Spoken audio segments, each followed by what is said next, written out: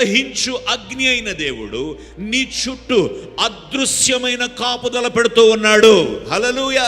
దేవుని బిడ్డల చుట్టూ దేవుడు కంచె వేస్తూ ఉన్నాడు. అది ఎలాంటి కంచె అంటే యోబు కుటుంబం చుట్టూ వేయబడిన కంచె.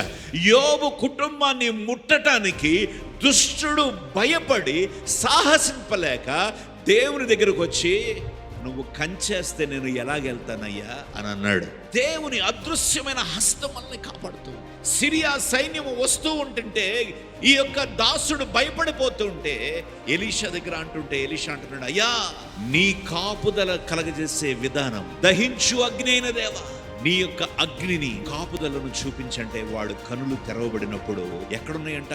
ఎలీషా చుట్టూను పర్వతము అగ్ని గుర్రముల చేత రథముల చేతను నిండి ఉండుట చూచి, నీ చుట్టూ దహించు అగ్ని అయిన దేవుని యొక్క కాపుదల ఉంది.